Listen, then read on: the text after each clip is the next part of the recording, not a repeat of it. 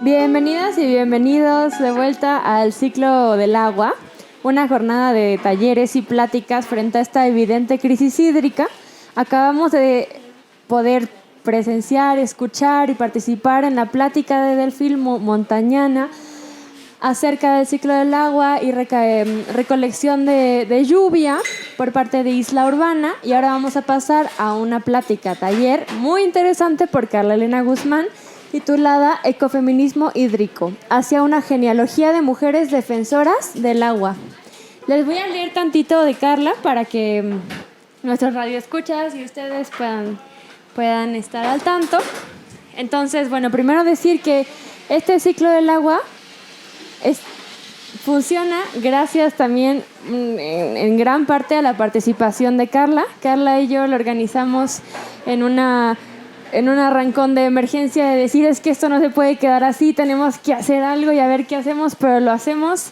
Entonces, muchísimas gracias a Car por todo el esfuerzo, por gestionar el espacio con Amoshli, por gestionar todos los registros, etcétera.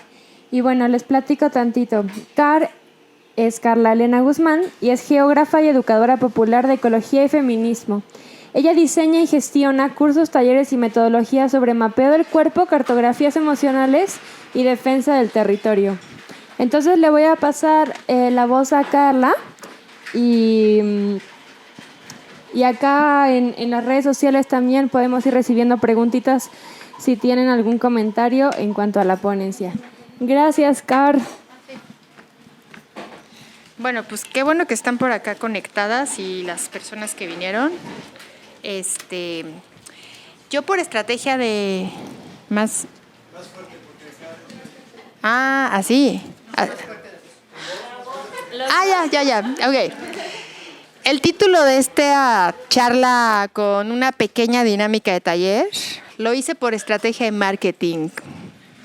Porque está de moda el ecofeminismo desde la cooperación internacional y está despolitizado. Entonces, como no se sabe que ya perdió su potencia y muchas chicas o muchas personas que les interesa el feminismo desde una perspectiva ecológica ven el título y dicen voy a ir o lo voy a escuchar. Pero en realidad es una estrategia de marketing para llegar a un activismo un poco más crítico. Y ahorita les voy a explicar por qué. La propuesta de la charla es llevarnos la importancia de reflexionar la necesaria significación de las defensoras y cuidadoras del agua que no sabemos quiénes son. Y yo le puse a esta propuesta mapeo, porque me encanta hacer mapas, y no los convencionales, sino como el contramapeo o altermapeo, que es buscar estas otras alternativas de identificar en el espacio geográfico actoras que están sobre el territorio poniendo el cuerpo. Entonces, pues la idea es invitarnos a todas las personas que vinieron acá o que nos están escuchando en línea por Radio Nopal, pensar estas estrategias que podemos encontrar para hacer memoria colectiva y reconocimiento de quienes están poniendo el cuerpo en la montaña, en las montañas, quienes están poniendo el cuerpo en los ríos, en las selvas, en los bosques, en las periferias y en los lugares que se están gentrificando de los centros urbanos. Pero sobre todo todas esas mujeres que están racializadas, estas mujeres que están empobrecidas y estas mujeres que por lo general se utilizan desde la academia para hacer artículos, tesis y que otras mujeres u otros hombres conserven sus privilegios desde su capital cultural y se beneficien del empobrecimiento o la invisibilidad de estas otras actoras. Inicio por ahí porque me molesta mucho, la verdad me irrita. Y voy a empezar hablando de los diálogos ecofeministas. Bueno, ¿qué sería el ecofeminismo? Es una palabra que está de moda, que responde a la cooperación internacional, porque nos sirve para bajar recursos desde la mirada del filantropismo, que sigue siendo clasista, que sigue siendo jerárquico, que sigue siendo una manera de caer posiciones, de una idea de hacer cambios, según, desde la tragedia de las otras personas que están en territorios desiguales. Parto de esta crítica porque, y sé que esto cae mal, o sea, sé que decirlo es caerle mal a muchas personas, lo siento, pero pues para eso está la libertad de la expresión y del posicionamiento del ser autocríticas. Y hablo de los diálogos ecofeministas porque no estoy negando los procesos históricos y no estoy negando la diversidad de geografías que han surgido de estas mujeres, sino parto de que yo inicié, digamos, el descubrimiento en mi vida, que no es la vertiente ni la historia del ecofeminismo, pero en mi vida, con este libro que se llama La primavera silenciosa, de Rachel Carson, que nos alertó sobre la crisis ambiental que estamos viviendo en la actualidad. Entonces, Rachel Carson es la pionera de la sustentabilidad en el mundo y de los movimientos ecologistas. No sé por qué no se le da el crédito que merece, pero gracias a una mujer, a una bióloga, a una científica, a una investigadora de todos los químicos como el agente naranja y estas otras sustancias de pesticidas y herbicidas que se dio con el paquete tecnológico y la idea de una revolución verde, nos dañó y nos llevó al punto en el que estamos en el actual 2024. Caos, ansiedad climática, angustia y crisis total.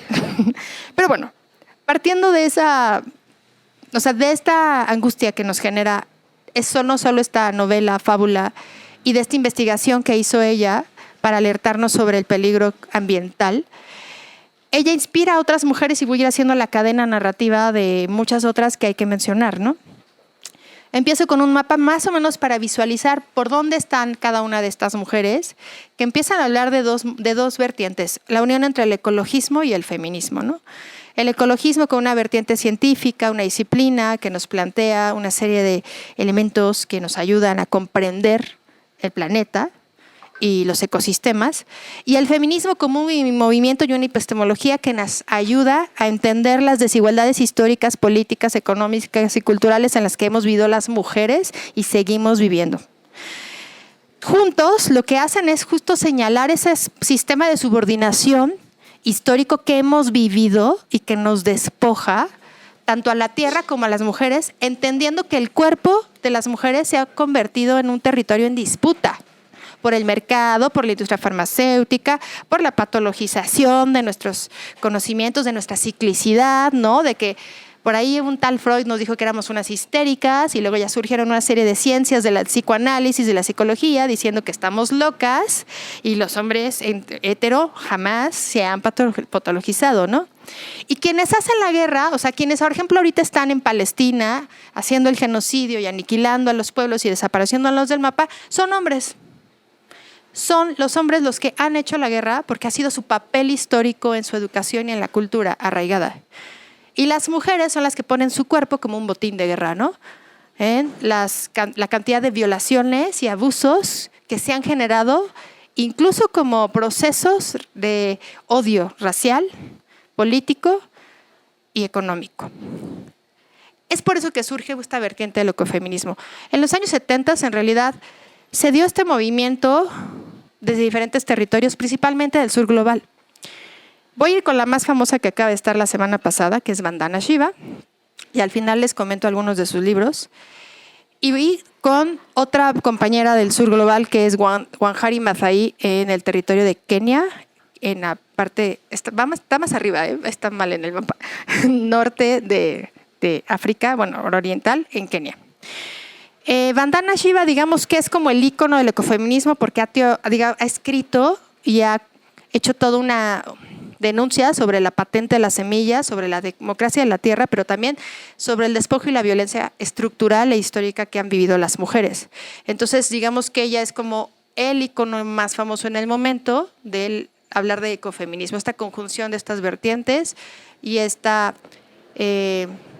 resignificación de los movimientos de las defensoras y de las cuidadoras de la tierra y del agua. Y tiene documentado esto primero desde el movimiento de las mujeres que abrazaron la vida, que no sé si lo puse, pero a ver, espérenme. No lo puse. Bueno, hubo un movimiento de mujeres que abrazaron hacia los árboles en los Himalayas para defenderlo ante la tala clandestina. Y Vandana Shiva fue parte de este movimiento en el 71.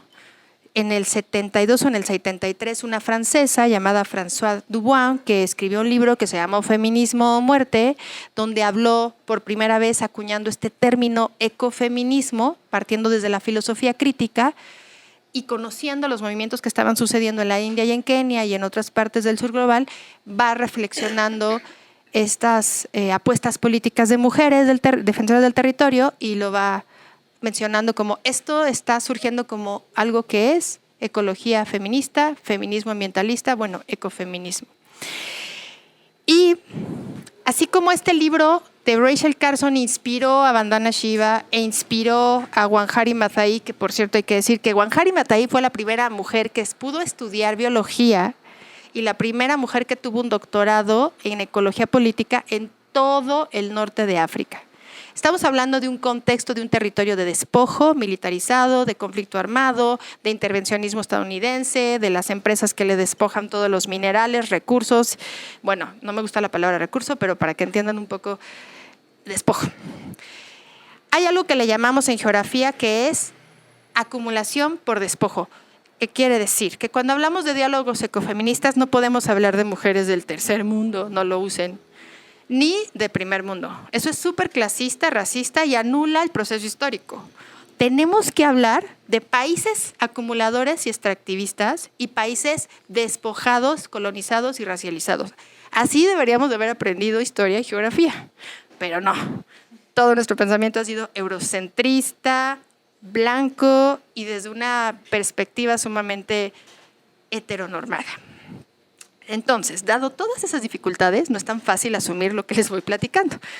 Pero bueno, regresando al mapa que tenemos de estos diálogos ecofeministas entre Rachel Carson en Estados Unidos, que escribe este libro y que se publicó, por cierto, en 1962, este primer libro de Vandana Shiva que se llama Mujeres que abrazan la vida, que publica, me acuerdo si en 1973, y luego el otro de François Dubois, es que van surgiendo estos debates teórico-políticos de las epistemologías del sur y también desde Europa se van haciendo las otras narrativas que van documentando estos procesos. Y otras mujeres que ven aquí es al lado de Françoise Dubois está en Alemania, específicamente en Colonia, esta mujer que se llama María Mies, que empieza a escribir sobre la biotecnología y sobre la patente de semillas, pero también sobre cómo hay que tener cuidado con lo transgénico. Yo sé que la palabra trans genera fobias, pero aquí vamos a hablar de transgénicos, nada más. Y esta mujer hace una crítica a la biotecnología porque justamente se está haciendo un despojo de saberes ancestrales de los pueblos, quitándoles la medicina, quitándoles las plantas, y ahora lo que vemos es que hay bancos de semillas de grandes organizaciones internacionales, pero no para preservación de la humanidad, sino de grupos de poder que tengan acceso a eso y que nos quiten los saberes de los pueblos. Lo denuncia María Mies, tiene un diálogo con Vandana Shiva, publican un par de libros juntas, hacen todo este debate en tanto sobre el despojo y la violencia principalmente y desigualdad que viven las mujeres. Y después, desde la filosofía surgen otras mujeres que también van planteando esta perspectiva crítica, como en este caso tenemos a Alicia Puleo, que en realidad Alicia Puleo es argentina, pero como vive muchos años en España ya, pues ya, es madrileña. Y ella escribe varios textos desde la filosofía ecofeminista. Y la verdad es que tomando clases con ella aprendes muchísimo, me gusta mucho leerla, pero bueno, siempre tengo un debate con la mirada eurocéntrica o el conocimiento que se construye desde Europa, y yo diría que hay que decolonizar también esas perspectivas.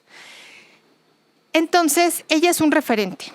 Y otra mujer que también se vuelve un referente es Yayo Herrero, de Ecologistas en Acción, que nos pone dos categorías clave para entender el mundo en este momento y las crisis que estamos teniendo, como la crisis por el agua. Yayo Herrero habla de que somos ecodependientes e interdependientes. La ecodependencia, ¿qué es? Dependemos sí o sí de todo lo que nos da los ecosistemas. Y la interdependencia es que somos seres sensibles que necesitamos unas de otras todo el tiempo. Necesitamos amor, necesitamos afecto, necesitamos apapachos, necesitamos cuidados y necesitamos cariños. Entonces la interdependencia y la ecodependencia no solo es entre personas, es con animales, es con insectos, es con plantas, es con el agua, es con todo. Y aquí yo invito a pensar de manera sistémica, desde la que le llaman ahora las ciencias de la complejidad, que es muy interesante. Y creo que eso nos ayuda a romper con la perspectiva lineal del pensamiento y del conocimiento. Y por último, hay más mujeres, pero voy a mencionar últimas a dos, como una estampa de qué es el ecofeminismo y de dónde surge. Tenemos a una teóloga que se llama Ivonne Guevara, en Brasil. Ella viene de la teología de la liberación, que también es un tema súper interesante y me encanta, pero por tiempo no podemos abordarlo mucho. Y se va a la teología feminista y empieza a hacer una crítica desde la espiritualidad, porque también plantea que hay una espiritualidad mercantilizada, hay un despojo de saberes y también es súper necesaria la espiritualidad en todo sentido político para los feminismos. A mí me gusta. Y otra mujer que es un referente de Centroamérica y de la memoria del agua y de la defensa de los ríos y de los pueblos es Berta Cáceres, que con ella voy a cerrar para que la vean. Y que Berta Cáceres se asume ella ecofeminista porque descubre las narrativas, los documentos, las reflexiones de Vandana Shiva, de Rachel Carson, de Yayo Herrero, de lo que hay en sus contemporáneas, pero es asesinada porque denuncia a un megaproyecto de Aguas Arca en Honduras y porque aparte encabeza todo un movimiento social en defensa y el cuidado de los ríos y del agua y se vuelve ahora un emblema del feminismo ecologista o como le queramos llamar también del ecofeminismo desde lo que se ha teorizado. Entonces, bueno, aquí tenemos el primer mapa. ¿Cuál es mi crítica? La despolitización de los ecofeminismos, porque pongo una imagen y la describo para los que están en la radio. Pongo una imagen de una persona haciendo yoga, sentada en sus laureles, con un cable ecológico, eco-friendly, buena onda, en el cuello. Porque lo que yo estoy haciendo crítica es que hay que tener mucho cuidado con el capitalismo verde. El capitalismo verde es, vamos a mantener el mismo sistema de despojo, de acumulación por despojo, de quienes tienen el poder adquisitivo para sostener y mantener sus privilegios históricos, pero lo vamos a poner bonito y vamos a hacer un mercado y vamos a hacer ecoaldeas y vamos a hacer modelos de permacultura rentables y vamos a hacer modelos de agroforestería para gente blanca de dinero que pueda hacer sus granjas, fincas y pueda vivir feliz aunque se esté cayendo el mundo, haya pandemia, pero que solo sea para los que puedan pagar sus espacios buena onda en lugares donde no tienen ningún vínculo ni contacto con los territorios o comunidades. Entonces, si se despolitiza una palabra que viene de un origen crítico y que viene de un proceso histórico de mujeres que han puesto el cuerpo para cuidarse con otras y preservar las tierras ancestrales y el agua y todo lo que han habitado a lo largo de la historia, pues entonces hay que hablar de que el riesgo que tenemos ahorita es del coaching espiritual, ¿no? O sea, es decir, manda buena vibra, no que cuestiones nada, tú solamente namaste y ya está, ¿no? Entonces eso es súper peligroso porque caemos en el fenómeno sectario. En grupos donde te dicen por 6,000 pesos te vienes a conectar con tu yo interior, superior, derecho, trasero, todo. Y, sí, hay que decirlo, se crean círculos de mujeres desde una banalización, pero también de un descuido sobre las emociones, donde muchas las quiebran, porque quienes guían ni tienen formación terapéutica, ni de práctica narrativa, ni de nada de eso. Y se confunde que eso es ecofeminismo, ¿no? Ir a ceremonias de cacao, meterte en una ceremonia de ayahuasca, extracción, puro extractivismo ancestral de cantidad de cosas. Entonces me parece súper peligroso y mucha banda que conozco, pues ha caído en eso, ¿no? En el fenómeno sectario. Y no solo eso. La elitización de estos saberes ancestrales, como si la sanación fuese solo individual y solo es para que pues estés bien y sobrevivas al mundo, pero pagando tus coaching de fin de semana, ¿no? En Tepoztlán, en Valle de Bravo, en Malinalco, porque aparte hay que nombrar los territorios que están produciendo estos espacios, ¿no? Ahora, esta extracción de saberes ancestrales lo que tiene varios componentes. El primero es el racismo ambiental. ¿Qué quiere decir? El racismo ambiental hay que ponerlo sobre el mapa y hay que empezar a mencionarlo, hay que empezar a estudiarlo y hay que empezar a visibilizarlo, porque es que el alimento que llega a cada, por ejemplo, alcaldía en Ciudad de México viene con un componente racializado, ¿no? O sea, los mejores productos orgánicos y gluten free y todo súper buena onda llegan a espacios donde se sabe que hay un mayor poder adquisitivo y hay estudios de mercado donde sabe la caracterización de la población. Y todo lo que viene con agrotóxico, con caca, con toda la mierda del sistema, se va para los territorios más empobrecidos, ¿no? Y claro, les ponen a precios bien baratos con comerciales donde le hacen creer a la gente que tú puedes ahorrar pesitos y llámense, no quiero nombrarlas, pero no, sí hay que nombrarlas, Bodega Aurrerás, Chedrauis y 3B, todos esos, ¿no? Pero en cambio, para la gente buena onda, ¿no? Hipster o que estamos acá como en la onda eco-friendly. Y ojo, tengo muchas amigas veganas y lo reivindico políticamente, pero también hay un mercado para eso, elitista. Pues se los ponen en Superamas y en cosas select y ya saben, ¿no? Bueno, el racismo ambiental parte de la distribución de los alimentos, del agua, pero también parte de otra cosa súper fuerte. Las empresas que vienen a México no hacen lo que hacen en México como lo hacen en sus países. O sea, Canadá, todo el mundo cuando me dice, ay, no, es que el primer mundo está súper bien y nosotros, en cambio, estamos jodidos. Yo he escuchado eso de gente con doctorado y investigadora social, ¿eh?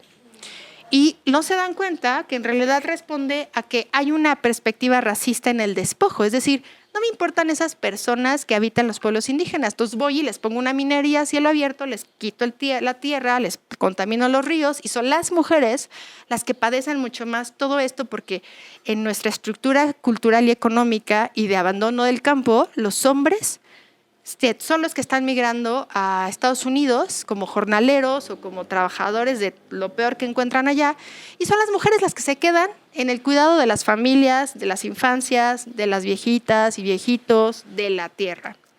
Y se llevan todo el desgaste y la contaminación ambiental de esas mineras canadienses que en Canadá tienen sus paisajes bellísimos y su estilo de vida re bonito, pero aquí nos vienen a joder todo.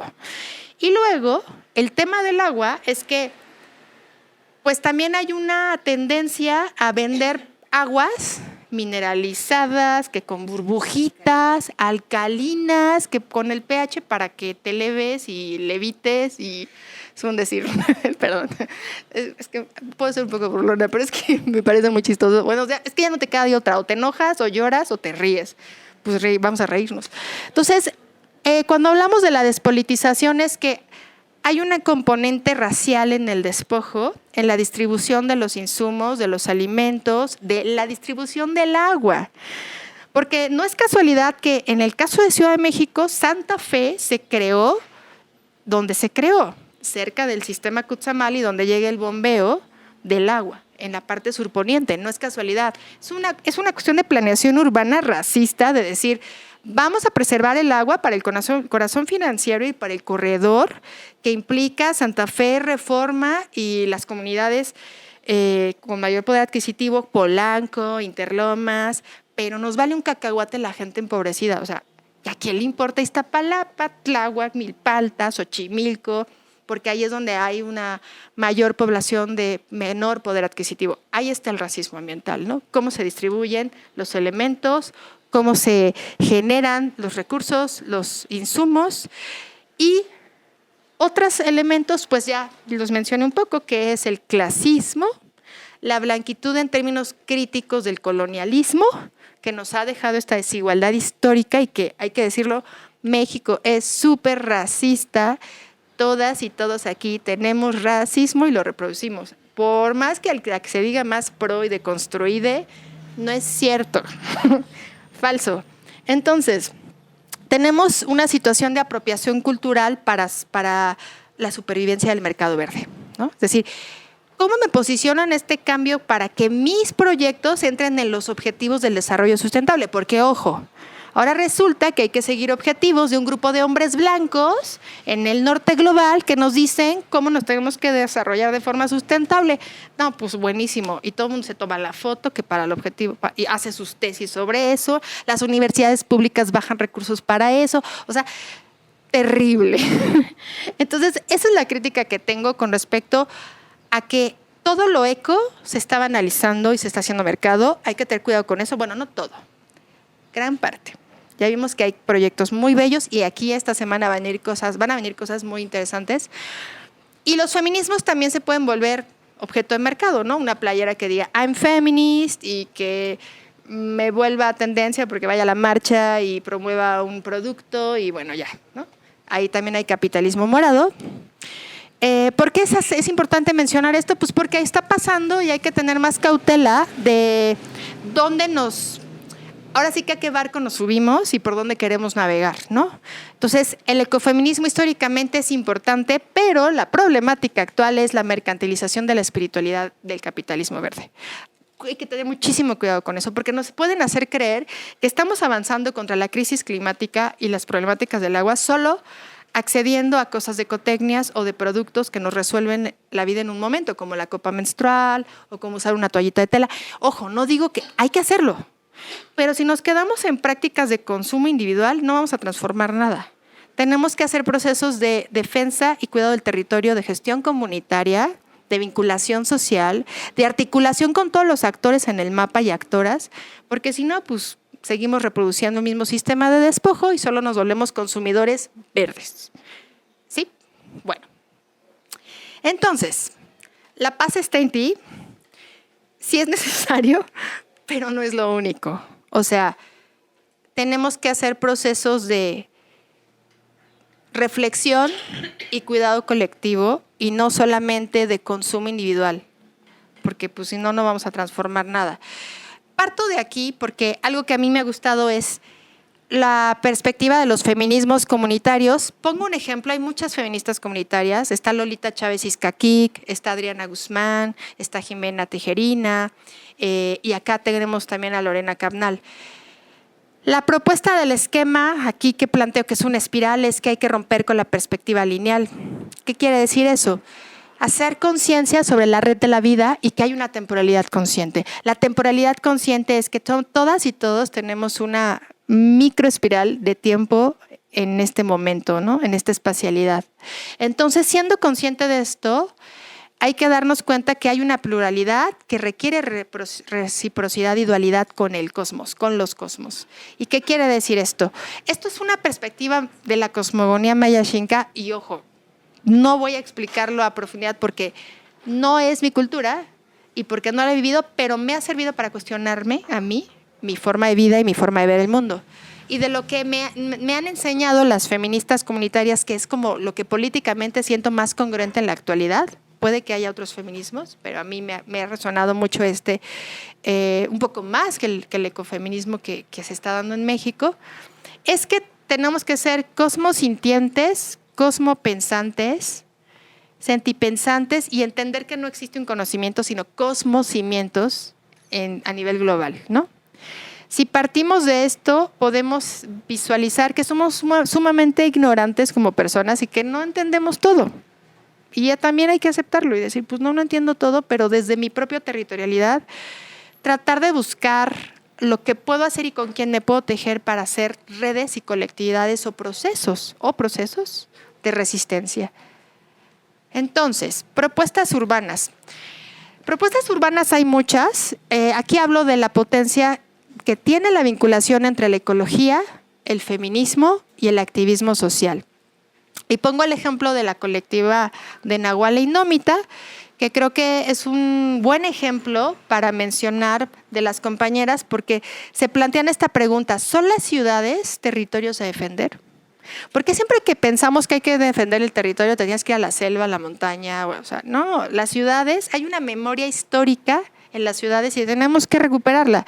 Y cuando hablamos de que tenemos que recuperarla es literal ir a la banqueta y ver qué plantas están creciendo en el asfalto y ahí en la grieta. Ellas nos están diciendo algo. hay que defender eso. Hay que defender el agua, hay que recolectarla, porque parte del agua tiene memoria y nos lo han dicho muchísimas ancestras, ¿no? Tiene memoria, tiene muchísimas cosas vitales que van más allá de solo el líquido que requerimos, sino todo el tejido de vida que genera. Y otro ejemplo que también les quiero compartir es que no tampoco es solo quedarnos en las ciudades, también vayamos a las selvas. Y aquí un ejemplo es el proyecto de Permea Holística de mi amiga Ana, que quiero mucho porque ella dibuja esto. En su cuenta de Instagram pueden ver toda su gráfica. Y tiene cosas educativas muy bellas, ¿no? Y ella dice, hay que sentipensar como un ecosistema para afrontar la crisis ambiental. Y yo les diría, no solo hay que sentipensar como un ecosistema, también hay que actuar como una micorriza. ¿Qué sería una micorriza aquí, biólogos? Sería esa interconectividad que generan los hongos, ¿sí? Estoy bien, ¿no? Que generan los hongos, porque ya saben, entre científicos luego me dicen, no, así no es exactamente. Bueno, yo estoy haciendo la metáfora de la micorriza, que es la interconectividad debajo de la tierra que tienen los microorganismos de los suelos, y las micorrizas son estos honguitos que se generan y van comunicándose por abajo a grandes distancias, kilómetros. Esa es la propuesta político, yo creo, feminista, ecologista, que hay que apostar y que necesitamos, ¿no? Porque, como bien dice esta Ana, el futuro es hoy y el futuro es volver a la tierra. Lo más revolucionario que puedes hacer ahorita no es tomar ninguna arma, sino meter las manos a la tierra, meter las manos al agua, empaparte y sembrar algo. Eso es lo más revolucionario. Y no solo eso. Aquí hay una serie de cosas que ella plantea de hacer acción directa. Respeto mucho a quien se dedica a la política pública, a quien haga investigación dentro de la academia, pero miren, son espacios patriarcales y yo les diría, pues aguas, porque se van a tener que enfrentar a una cantidad de cosas difíciles. Otra apuesta para la vida es la acción directa, que es actuar desde el boicot al capitalismo verde, ¿no? O sea, consumamos a proyectos sociales que realmente tienen trabajo comunitario, no a empresas gigantes que solamente se posicionan desde familias con grupos de poder y que están despolitizadas, ¿no? Critiquemos estos objetivos desde arriba, que por sí la palabra desarrollo es horrible y todo lo sustentable y sostenible pues ya también está muy vacío en términos prácticos. Y pensemos en que tenemos que elegir la vía campesina desde la vía agroecológica. O sea, la agroecología en este momento también se está poniendo de moda, ojo, y también se van a hacer nichos de mercado, pero si la agroecología es comunitaria, es social, es politizada, entonces vamos a poder hacer cambios, ¿no? De trasfondo, sea urbana, sea rural, sea centro, sea periferia, donde quieran. Entender que defender la vida es defender las semillas. Y cuando ves una semilla y ves, ayer justo antier decía un profesor que se llama Nacho Simón, que había escuchado una frase de que la semilla era la menor, la mayor cantidad de energía en lo más pequeño. O sea, una semilla puede romper el asfalto y puede romper muros y crecer un inmenso árbol. O sea, tienen un poder y una resistencia. Hay que ser como semillas.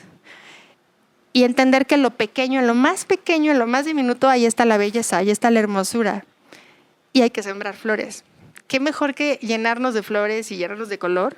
Porque ya de por sí la vida es gris en mil cosas y es triste ver tanta violencia, que hay que apostar por construir otras alternativas con mucho más belleza y color, ¿no? Entonces, bueno, acá ella pone que hay que recordar que la crisis climática es una crisis sistémica y que nuestras decisiones deben ser siempre autónomas o tratar de que puedan serlo, porque sé que es difícil. Cuentan más, que las decisiones autónomas cuentan más de lo que piensas y cada día somos más eligiendo la vida, ¿no? Entonces, la pregunta con la que me gustaría aquí hacer intervención es, ¿qué sabemos de las cuidadoras del agua? ¿Qué sabemos de las guardianas de los ríos? ¿Qué sabemos de las defensoras de los lagos? Yo aquí pongo una fotografía del Frente Mazahua en defensa del agua, que me parece que surgió entre 2003 y 2004, y que, como saben, las mujeres en algún momento hicieron una toma del sistema Cutzamala y también de la defensa de sus comunidades y el derecho a poder tener gestión comunitaria del agua. ¿Por qué no estamos hablando de gestión comunitaria del agua? Porque el agua ya cotiza en la bolsa y porque está privatizada y porque somos pueblos que compramos todo plastificado, porque ya caímos en pérdida de autonomía sobre nuestra agua, pero porque también históricamente, como nos platicaban hace rato desde Isla Urbana, la historia del agua en la Ciudad de México pues ha sido súper triste, porque al final el territorio reclama su memoria lacustre, pero estamos en una situación bastante compleja. Yo creo que a pesar de eso hay alternativas. Entonces, las preguntas que me gustaría hacerles y que pueden buscar, pueden hablarlo, pueden hacerlo ahorita, es 2 preguntas que quisiera hacerles a quienes están aquí y a quienes están en la radio. ¿Quiénes han sido y cómo han sido las resistencias de las cuidadoras del agua en el territorio que ustedes viven? ¿Qué cuidadora del agua, qué guardiana conocen en su comunidad? Si tienen un pueblo originario, si migraron su mamá o sus abuelas de algún lugar, ¿cuáles son sus geografías? ¿Quiénes hemos escuchado que están preservando los bosques, que están cuidando los manglares, que están protegiendo la selva, que están reforestando cantidad de territorios que están en crisis? ¿Quiénes están apagando los fuegos? Si se dan cuenta, esas son las cuidadoras del agua. No solo es alguien que está con el líquido vital, es las personas y principalmente las mujeres que están en todos estos espacios que posibilitan la captación, la filtración y el curso del agua. Entonces, me gustaría que ustedes lo reflexionen. Si tienen un nombre, vengan aquí a este papel y lo pongan. Porque la propuesta que estoy empezando a hacer es, tenemos que empezar a hacer memoria histórica y geográfica de las mujeres que han preservado el líquido vital en estos territorios. Hay que hacer genealogía. Si no hacemos genealogía, no estamos sembrando esa semilla para esa niña zapatista, como lo dijo en el último comunicado, que van a nacer en 100 años. ¿Qué vamos a hacer para esas niñas que van a nacer en 100 años? ¿Qué estamos haciendo ahora? No lo vamos a ver, pero tenemos que sembrar esas semillas, o sea, sean plantas, sea agua, esa memoria la tenemos que hacer para las generaciones que vienen, tengan o no hijes. No tiene nada que ver con maternar, tiene que ver con hacer memoria de genealogía feminista y ecológica. Entonces,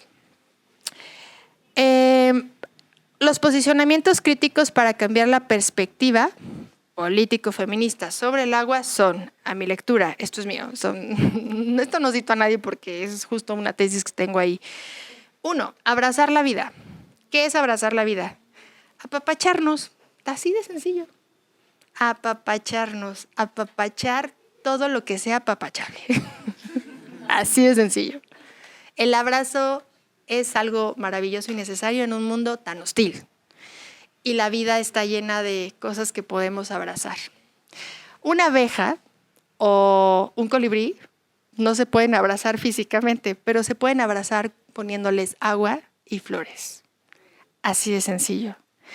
La segunda propuesta político-feminista es poner en el centro a la vida. Eso sí es de Ecologistas en Acción, Yayo Herrero y desde las compañeras de España principalmente. Poner en el centro a la vida puede sonar a conservadurismo y de derecha, ¿no? Que están pro aborto. Puede sonar a eso, sí, yo sé.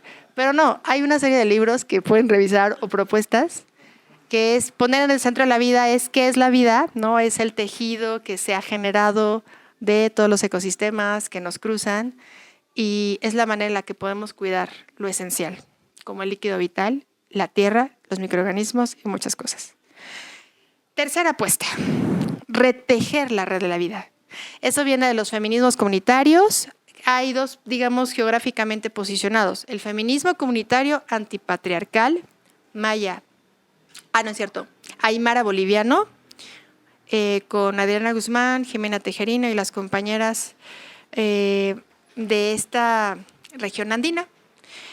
Y también está el feminismo comunitario territorial de las mujeres mayas exiliadas por el contexto de violencia en Guatemala, como Lolita Chávez Izcaquic o como Lorena Cabnal, que tienen sus distintas redes de mujeres sanadoras. La mujer sanadora también es una defensora del agua.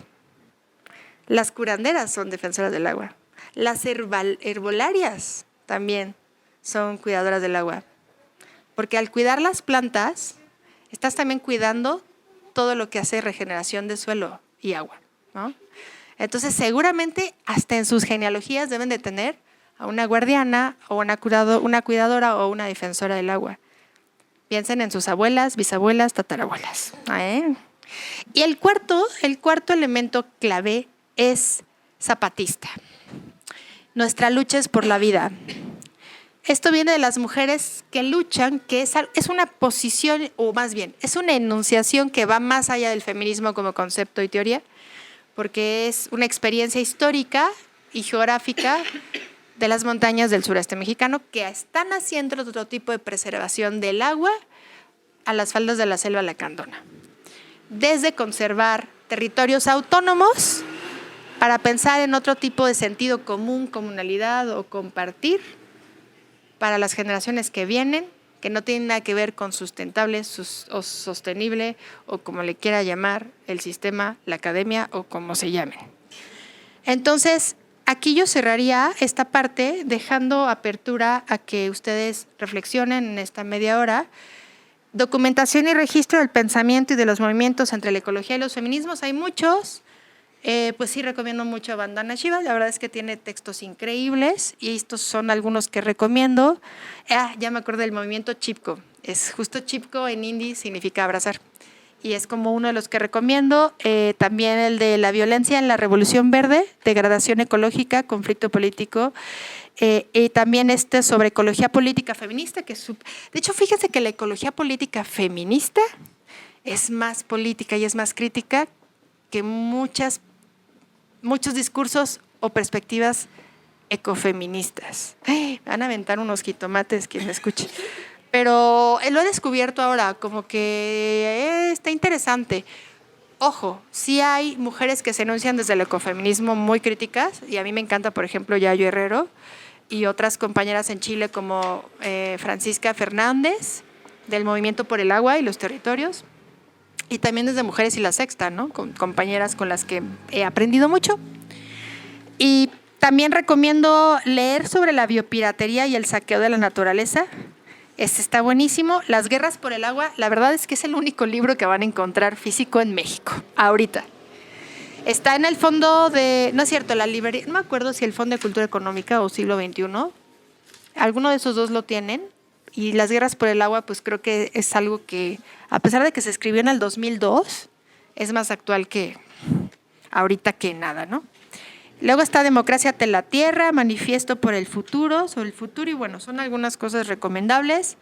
Y por último, recordarles que el legado de Berta Cáceres y la COPIN del movimiento de los pueblos de Honduras, creo que es un ejemplo muy claro de una perspectiva, sí, ecofeminista en términos de una lucha de una mujer que se asumió desde el feminismo, el ecologismo, y también sí optó, ella sí usó el concepto de sí, me asumo, y si esto es ecofeminismo, soy ecofeminista. Ahí sí tenemos un libro, es un libro que recopiló Claudia Corol, está por ahí. Claudia Corol es de Pañuelos en Rebeldía, de Argentina, y también la recomiendo mucho, es una educadora popular feminista, y digamos que ella entrevista a varias personas y va haciendo una documentación de Berta Cáceres, pero también de estos feminismos territoriales y de estas defensoras y cuidadoras, a partir del caso no específico en Honduras. Entonces, bueno, les recomiendo también, se llama Las Revoluciones de Berta, y por ahí está. Y bueno, aquí, quien quiera la presentación se las mando, porque aquí está, pueden descargar los PDFs. Ya se los puse para que los pongan ahí. Y bueno, pues ahora las invito a que ustedes participen y compartan, mencionen, enuncien y tracemos ese río de las guardianas del agua, del territorio y la vida aquí con unos plumoncitos en estas hojas y marquemos ese río. Entonces, quien quiera levante la mano y paso la palabra y hacemos este primer ejercicio del trazo de un río. A través del cuerpo le había puesto porque en realidad si fuéramos menos en un espacio más grande, esto lo haríamos con pintura. Y descalzas. Y desnudas, no, no es cierto. No es cierto, solo descalzas. Pero, pues bueno, es desde el cuerpo que sentimos, pensamos y aprendemos, entonces nunca está fuera de lo que hagamos. Así que quien quiera venir a poner el nombre de alguna mujer que quiera poner en este río y ser parte de este inicio de una genealogía, puede venir a hacerlo y paso la palabra. Adelante. Quien quiera. Sí. Críticas, por favor, y comentarios, lo que quieran. Adelante, adelante. ¿Sí alcanza? Creo que está ahí. Pasa más acá, sí. Pasen, aquí hay pulmones. Bueno, yo tristemente no sabría quién poner porque mi genealogía está totalmente anclada en la ciudad y la de mi madre y la de mis abuelas. Y creo que es un ejercicio súper interesante ir a buscar en mi propia vida esa genealogía. Pero yo quería preguntarte acerca de este concepto de las comunidades tzotziles del buen vivir. Este concepto específico, ¿no? Perdón.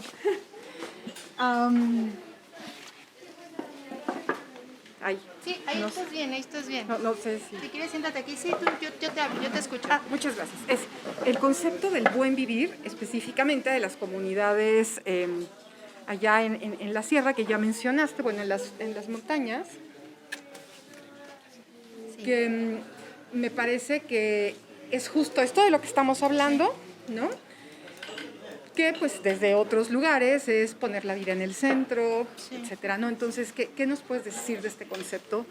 ¿Si lo conoces? Sí lo conozco, pero la verdad no me atrevo. O sea, sí conozco el concepto buen vivir y he leído cosas, pero no me atrevería yo a hacer como una interpretación o definición, porque creo que me considero bastante ignorante todavía a la profundidad de lo que implica. Uh-huh. Tal vez creo que sí, ahí tendríamos que indagar más de manera colectiva, en reflexionarlo en conjunto.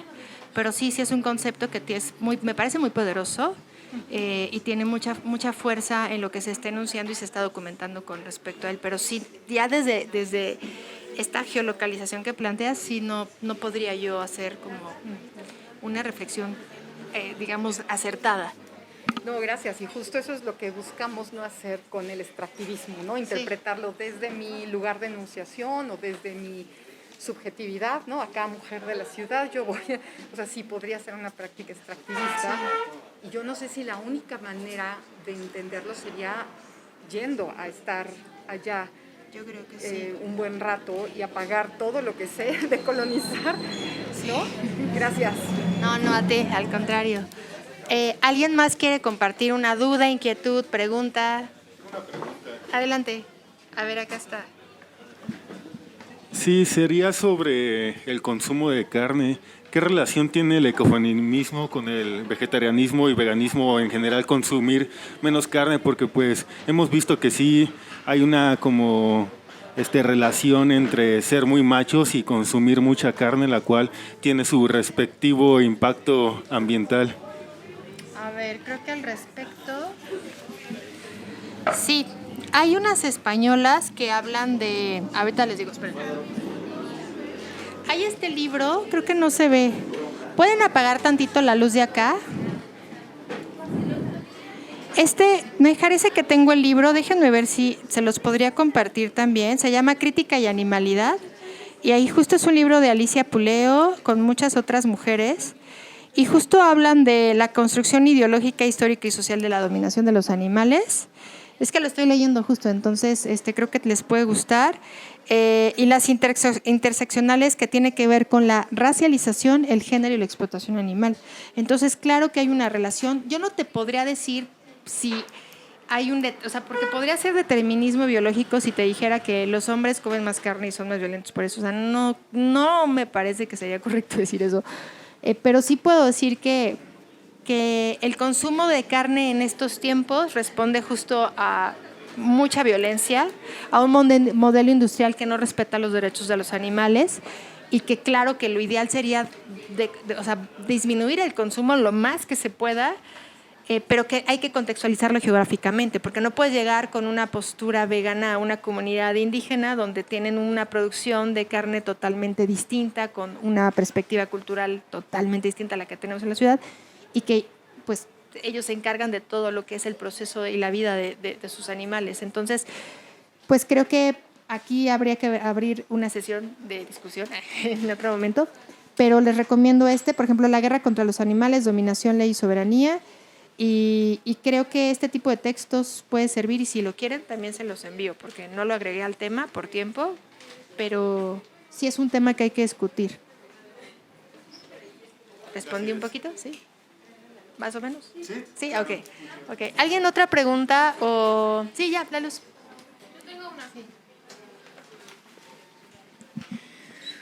A mí me gustaría ir como 40 pasos antes, porque siento que te fuiste directamente a hablar de espiritualidad y feminismo, y yo la verdad no le encuentro la relación. Si me la puedes explicar. Pues justo creo que no le encontramos la relación porque estamos desconectados de lo espiritual. Yo ahorita estoy en ese tema porque estoy escribiendo eso, y justo porque creo que, o sea, por ejemplo, yo no tengo una religión, o sea, mis papás, mi mamá y mi papá se consideran como libre pensamiento o ateísta. Entonces no tuve una formación de institucionalidad religiosa, pero me parece que lo que nos hace muchísima falta es no pensar que lo espiritual tiene que ver con lo religioso o con la institucionalización del ismo, sino que tiene que ver con la sensibilidad que hemos perdido para entender las necesidades de los ecosistemas, ¿no? O sea, tener más sensibilidad, cómo siente una planta, cómo sienten los animales, tener una perspectiva más amplia, que cuando tú vas en la calle y te la pasas viendo tu celular con la cabeza agachada hacia abajo, dejas de ver hacia arriba las plantas, dejas de ver el cielo, dejas de ver las aves, y siento que la espiritualidad política, o sea, cuando me refiero a política, es quitándole todo lo que el mercado le ha puesto o quitándole todo lo que las instituciones religiosas le han cargado.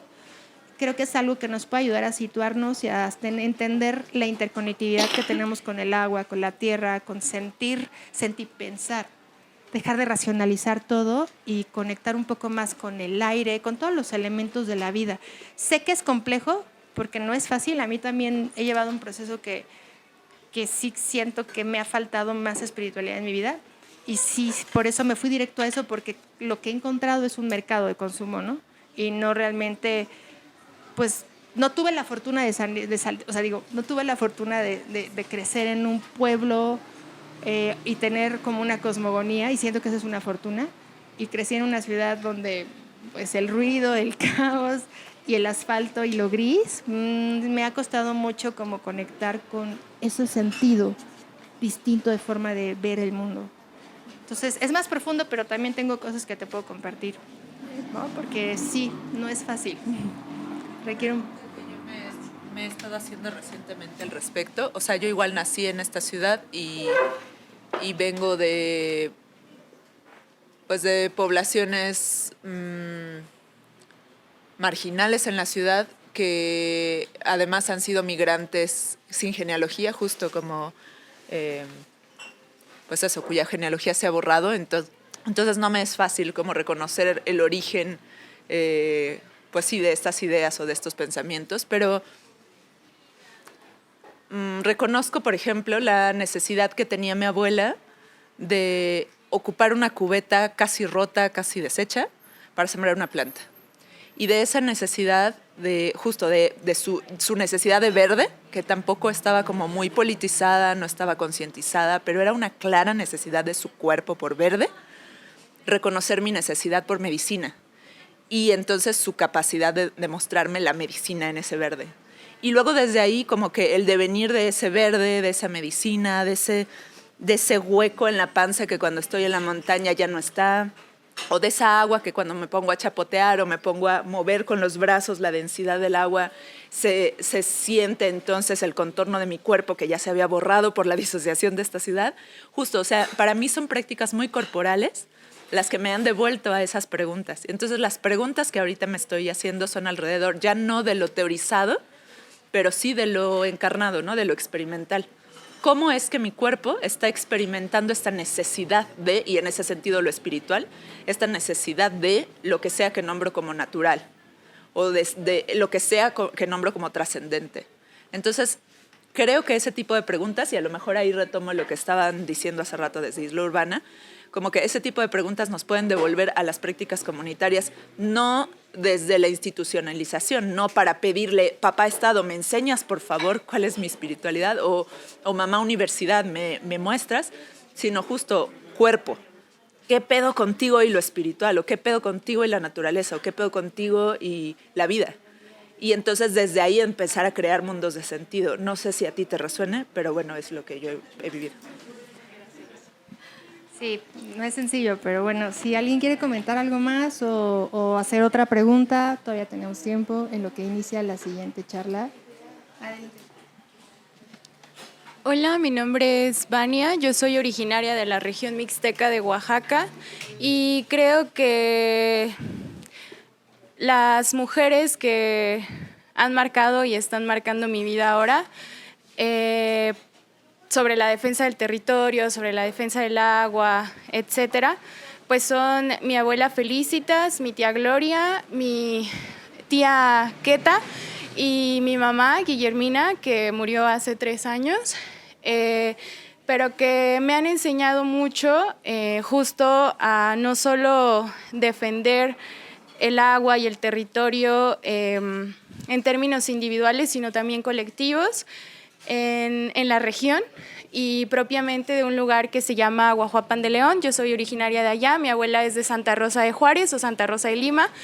Crecí en un pueblo que se llama Mariscala de Juárez, también de la región mixteca. Y pues mi abuela me enseñó a cómo curarme un dolor de estómago, una diarrea, con la raíz de pasote, una pastilla de Alka-Seltzer, cómo utilizar las hojas de guayabo, cómo utilizar muchas otras plantas. Mi mamá para el pericón para aliviar algunos cólicos menstruales y también problemas relacionados con el sueño o con la depresión. Y ahora creo que pues mi accionar individual es un poco eso, ¿no? Sobre el autocuidado. Y colectivo, pues decidiendo formar una colectiva que se llama Ñacandá, que significa Mujer en Movimiento en mixteco, y que pues hacemos cosas relacionadas con el uso de la bicicleta como un acto político dentro de la región, sobre todo en Guajuapan, con mujeres que están ahí, con una compañera que se llama Mayra. Y bueno, hace rato que decías esto, ¿no? Como el retornar a la tierra. Creo que sí es bastante interesante, pero también lo cuestiono un poco, porque no es fácil, y menos cuando eres originaria de un lugar y tu historia de vida es sobre migración y tener que llegar a la ciudad o a otros espacios en donde, pues en teoría, el acceso a la universidad es sinónimo de una mejor calidad de vida, ¿no? Al menos, no sé, como en términos económicos, ¿no? Como el estudiar para poder aspirar a un buen empleo, etcétera, porque el lugar de donde eres no lo tiene o difícilmente te permite, ¿no? Acceder a eso. O cuando quieres estudiar biología, en mi caso, porque no hay una oferta académica, ¿no?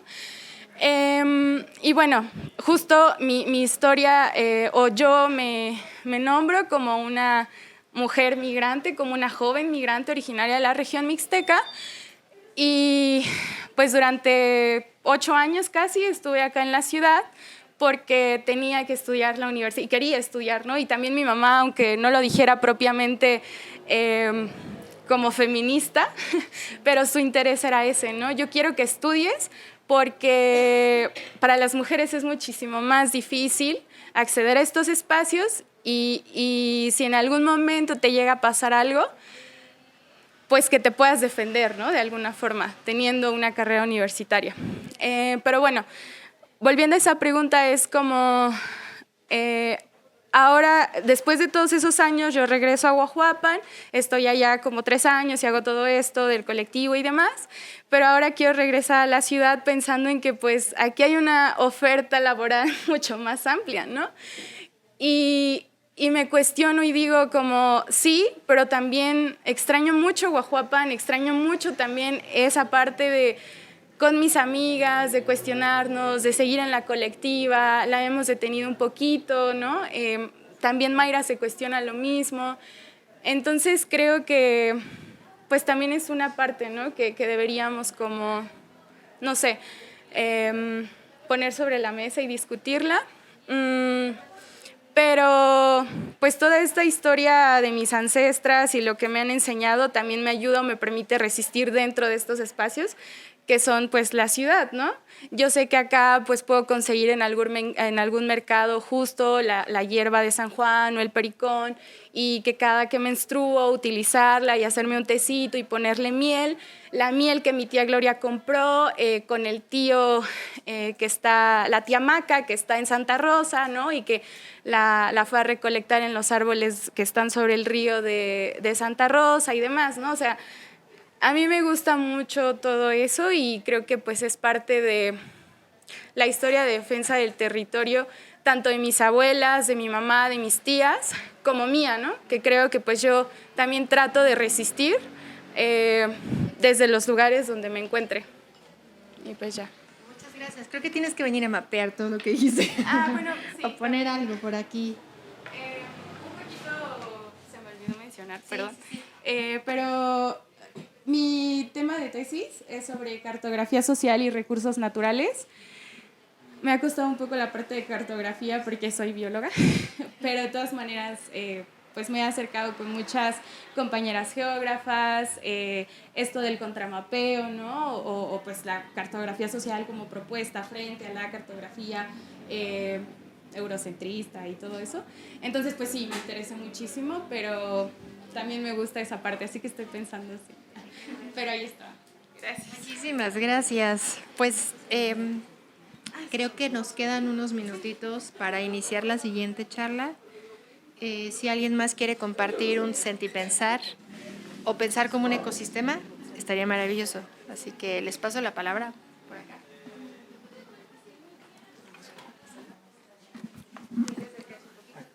Ahí está.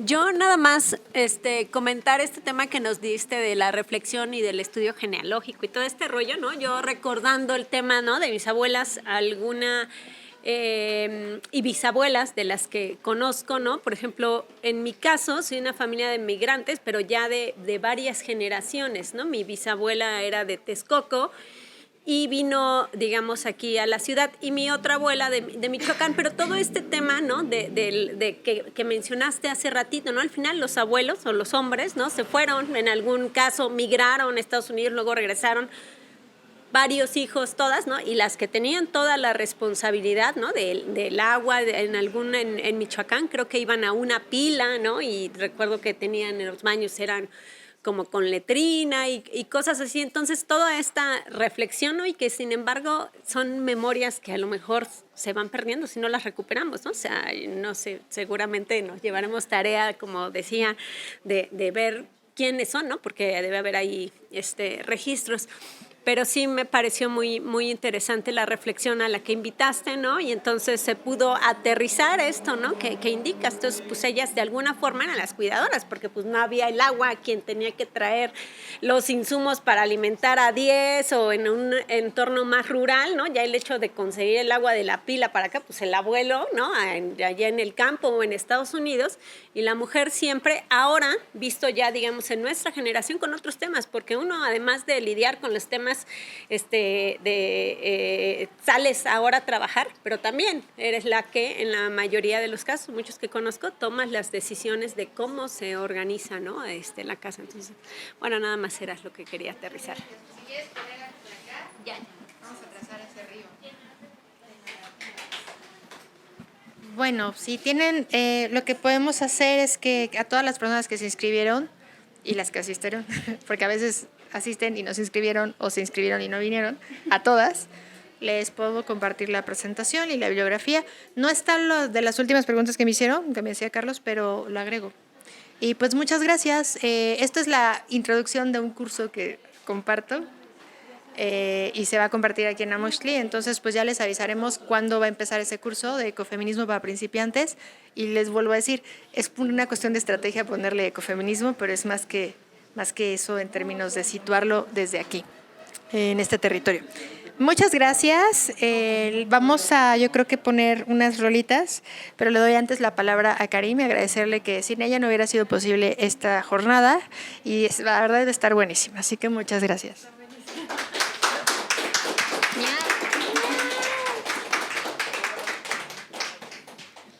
Ya no estamos en vivo, pero se está grabando todo y le vamos a subir el programa a Mixcloud, todos los pláticas y talleres que se dieron hoy. Entonces, igual todo este contenido lo podrán encontrar en radionopal.com. Y bueno, les agradezco muchísimo por venir, les agradecemos muchísimo por compartir la palabra. Rayen todo eso, llénenlo de nombres. Vamos a darnos unos minutitos para acabar de llenar ese papel con los nombres de nuestras abuelas y madres y tías y todo lo que se necesite. Y vamos a pasar a la siguiente plática de Tratado de No Proliferación Combustible México con Carlos Andrés. Entonces le damos 10 minutitos y volvemos.